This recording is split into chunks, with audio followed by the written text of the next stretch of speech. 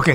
మంజుల గారు, రాజ్కుమార్ గారు అంటున్నారు ఖచ్చితంగా ఎట్టి పరిస్థితుల్లోనూ హర్షదీప్ సింగ్ని ఆడిస్తారు, టీంలో ఒకే ఒక మార్పు జరుగుతుంది, మళ్ళీ తన్ని వాషింగ్టన్ సుందర్ని డ్రాప్ చేసేసి వైస్ కెప్టెన్ మళ్ళీ టీంలోకి తీసుకుంటారు అని చెప్పి ఆయన చెప్తూ ఉన్నటువంటి ఇది కనిపిస్తుంది మనకి.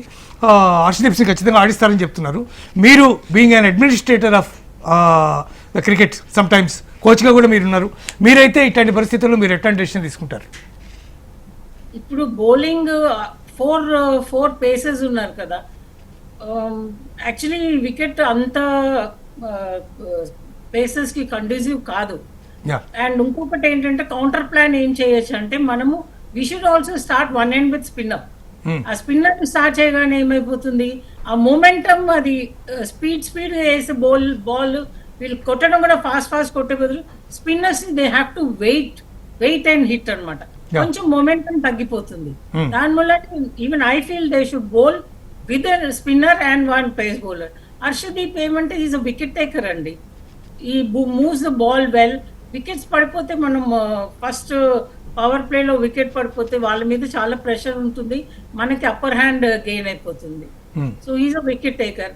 And Bumrah of course other end నుంచి actually who's going to open the bowling, that is one dilemma for Indian team అన్నమాట. అంటే ఇటీవల కాలంలో చాలా రకాలైనటువంటి బౌలింగ్ చేంజెస్ చేస్తున్నారు. ఎట్లాగంటే ముందు స్పిన్నర్తో స్టార్ట్ చేసినా కూడా బుమ్రాని మిడిల్ ఓవర్స్లో తీసుకొచ్చినటువంటి సందర్భాలు ఉన్నాయి, 4-5 ఓవర్లు అయిపోయిన తర్వాత తీసుకొచ్చిన సందర్భాలు ఉన్నాయి.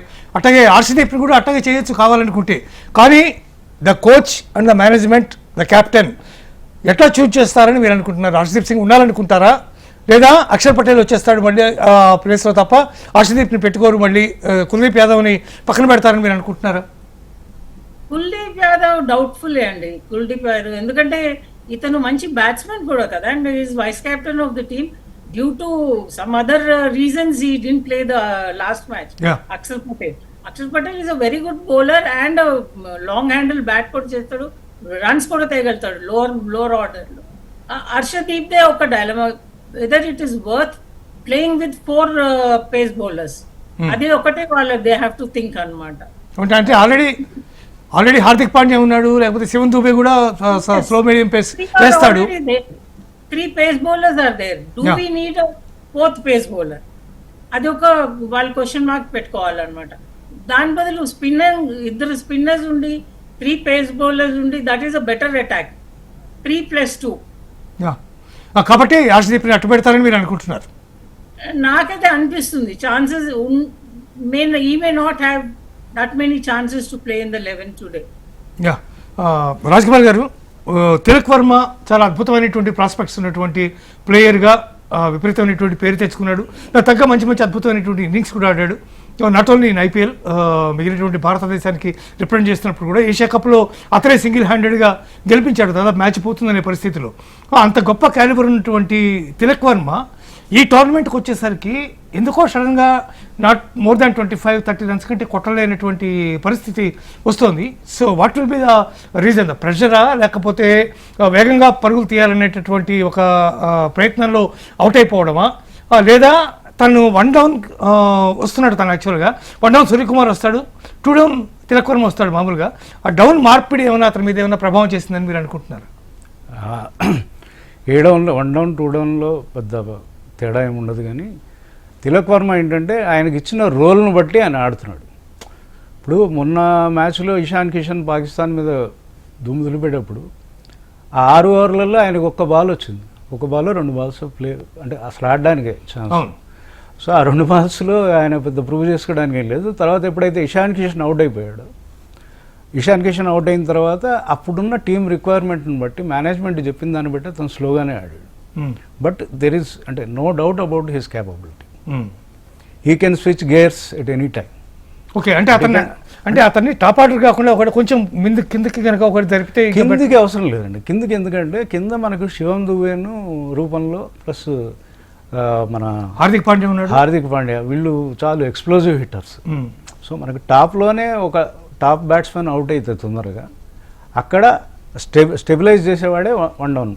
లేదా అంటే అతన్ని షీట్ యాంకర్ రోల్ లాగా నువ్వు ఉండు అని చెప్పారు అతనికి. మేనేజ్మెంట్ నుంచి క్లియర్ ఇన్స్ట్రక్షన్స్ ఉన్నాయి.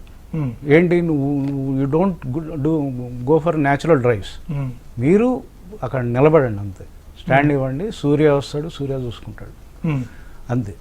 సో దాని ప్రకారమే అతను ఆడుతున్నాడు. సో మంజుల గారు, ఇప్పుడు మనం చూస్తున్నాం ఇద్దరు కూడా చాలా ఎక్స్ప్లోజివ్ బ్యాట్స్మెన్ ఇద్దరు కూడా ఉన్నారు. అటు అభిషేక్ శర్మ కానీ, మరోవైపు అభిషేక్ శర్మతో పాటు ఇషాన్ కిషన్, ఇద్దరు కూడా చాలా పెద్ద ఎక్స్ప్లోజివ్ బ్యాట్స్మెన్, ఇద్దరు కూడా చాలా అద్భుతంగా బ్యాటింగ్ చేస్తారు, భారీ షాట్లు కొడతారు. అంటే ఇట్లాంటి నేపథ్యంలో ఒకళ్ళు ఖచ్చితంగా షీట్ యాంకర్ రోల్ పోషించాల్సినటువంటి అవసరం ఖచ్చితంగా టీంలో ఉంది. కాబట్టి ఆ బాధ్యతని అప్పచెప్పడం వల్లే తిలక్ వర్మ అలా ఆడుతున్నాడు, అంతకు మించి పరుగులు చేయలేకపోయేటటువంటి పరిస్థితి ఉందని మీరు కూడా అనుకుంటున్నారా? అట్లా కాదు, యాక్చువల్లీ వాళ్ళిద్దరు ఎంత ఎక్స్ప్లోజివ్ ఉన్నా ఈయన డక్అవుట్ అయిపోతున్నాడు కదండి not Abhishek Sharma. So that's why the pressure is on the person who's coming next అనమాట. పవర్ ప్లేలో the more number of wickets you lose, చాలా డిసడ్వాంటేజ్ ఉంటుంది బ్యాటింగ్ సైడ్ కి. That's the reason why Tilak Varma is playing sheet anchor or is holding one end up అనమాట. ఇటువైపు నుంచి ఇషాన్ కిషన్ కొట్టినా కూడా. So because of lack of good opening stand, Tilak Varma మీద ఆ రోల్, ఆ రెస్పాన్సిబిలిటీ పెట్టవలసి వస్తుంది టీమ్ కి. ఇప్పుడు సూర్యకుమార్ని తీసుకోండి, తర్వాత 2 డౌన్లో సూర్యకుమార్ యాదవ్ వస్తున్నాడు కెప్టెన్. తను కూడా తన న్యాచురల్ గేమ్ ఆడలేకపోతున్నాడు, చాలా ఎక్స్ప్లోజివ్గా డిఫరెంట్ షాట్స్ కొడుతూ, ఈవెన్ కొన్నిసార్లు వికెట్ దగ్గర విన్యాసాలు చేస్తూ పడిపోయి షాట్లు కొట్టినటువంటి సందర్భాలు చాలా ఉన్నాయి. సో అటువంటి బ్యాట్స్మన్ సడన్గా ఒకసారిగా తను వికెట్ దగ్గర నిలబడాల్సినటువంటి పరిస్థితి ఏర్పడుతోంది. ఫస్ట్ మ్యాచ్ మనం చూసాం, యూఎస్ఏతో ఆడినటువంటి మ్యాచ్లో అతను ఆడకపోతే మ్యాచ్ పోయేది. ఈవెన్ అతను రిటర్న్ క్యాచ్ కనుక వాళ్ళు పట్టుకుని ఉంటే మ్యాచ్ అప్పుడే అయిపోయేది. అట్లాంటి పరిస్థితి క్రియేట్ అయింది ఆ సందర్భంగా. తర్వాత మ్యాచ్లో కూడా సూర్యకుమార్ కొంతవరకు తనే షీట్ యాంకర్ రోల్ పోషిస్తున్నట్టుగా మనకి అనిపిస్తుంది. కారణం ఏంటంటే ఒకసారిగా దాంట్లోంచి ఇట్లా ట్రాన్స్ఫార్మ్ అవ్వడానికి ఏంటి కారణం? కూడా అయిపోయినందువల్ల కలిగేటటువంటి అదనపు బెనిఫిట్ ఉంది. అదేమంటే ఆయనకి క్యాప్టెన్సీ రెస్పాన్సిబిలిటీ ఉంది కదండి. ఆయన బీయింగ్ అ క్యాప్టెన్, ఆయన కూడా ఒక అట్లా ఎక్స్ప్లోజివ్ ఇన్నింగ్స్ అని లేదు, రెక్లెక్ షాట్స్ ఆడాల్సి వస్తుంది. You have to take your chances. When you take your chances, నువ్వు అవుట్ అయ్యే ఛాన్సెస్ కూడా ఎక్కువ ఉంటాయి కదా. అతను కూడా అవుట్ అయిపోతే మళ్ళీ ప్రెషర్ పడిపోతూ ఉంటుంది అందరి మీద. That's captaincy responsibility could be the reason why is playing that cautious innings. Otherwise is a natural stroke player, ఆయన కొడతాడు అతను. కానీ కంటిన్యూస్గా వరుసనే ఇప్పుడు ఎట్లాగో అభిషేక్ ముందే పోతున్నాడు ప్రతిసారి. ఇప్పుడు మీరు చెప్పినట్టుగా తిలక్ వర్మ అవుట్ అయ్యి వెంటనే మళ్ళీ ఇతను కూడా అవుట్ అయిపోయి, ఇషాన్ కిషన్ అవుట్ అయిపోయి, సూర్యకుమార్ కూడా అవుట్ అయిపోయి, ఒకసారిగా కింద ఉండేటటువంటి మిగిలినటువంటి బ్యాట్స్మెన్ హిట్టర్స్ మీద, ముఖ్యంగా హిట్టర్స్ని ఎవరినైతే ప్రత్యేకంగా మనం భావిస్తామో వాళ్ళందరి మీద తీవ్రమైనటువంటి ప్రెషర్ పడుతుంది. హార్దిక్ పాండ్యా కానీ, శివన్ దూబే కానీ, తర్వాత వచ్చాడు రింకు సింగ్ కానీ. రింకు సింగ్ పెద్దగా బ్యాటింగే యాక్చువల్గా రావట్లేదు. Last 1 hour maximum 3-4 balls 5 balls కంటే ఎక్కువ రానటువంటి పరిస్థితి ఉంది. కాబట్టి పైన స్లో డౌన్ అయిపోవడం వల్ల దాదాపు 180-190కి వెళ్ళాల్సినటువంటి స్కోరు 160 దగ్గరే ఆగిపోతుంది. ఒక్కో సందర్భంలో మనం న్యాచురల్గా 220-230 కూడా వెళ్ళిపోతాం అనుకున్న సందర్భంలో 190కి మనం కన్ఫర్మ్ అయినటువంటి పరిస్థితి కూడా కనిపిస్తుంది. కాబట్టి ఇది కొంతవరకు జట్టు మీద వ్యతిరేక ప్రభావాలు చూపించే అవకాశం లేదని మీరు అంటారా? ఏమంటే ఇవాళ గ్రౌండ్ కూడా చాలా పెద్ద గ్రౌండ్ అండి. Ahmedabad it's huge ground, boundaries పెద్దగా ఉంటాయి. అంత పెద్ద టార్గెట్ పెట్టుకొని అనవసరంగా దాని ప్రెషర్ మీద అవుట్ అవ్వడం కూడా ఒక రిస్కీ ఫ్యాక్టర్ అనమాట. చిన్న చిన్న పార్ట్నర్షిప్స్ బిల్డ్ చేయాలి ఇండియన్స్. ఇప్పుడు ఎట్టాగో ఫస్ట్ వికెట్ పడిపోతుంది. Hopefully we should keep our fingers crossed. ఇవాళ Abhishek Sharma if is playing in the 11, ఆయన మంచి స్టార్ట్ ఇస్తాడని అనుకోవాలి. అతను will get back into his form. Actually form is temporary, class is a permanent issue. So ఆయనకి class ఉంది, nobody is doubting his class. It's only the mental block which he needs to overcome అనమాట. ఒకవేళ మన opening partnership గిన power ప్లేలో ఒక 50-60 runs ఇచ్చారు అనుకోండి, ఇవాళ మన Indian batting will transform in to a power packed batting lineup which it already has. They'll even score runs accordingly అనమాట.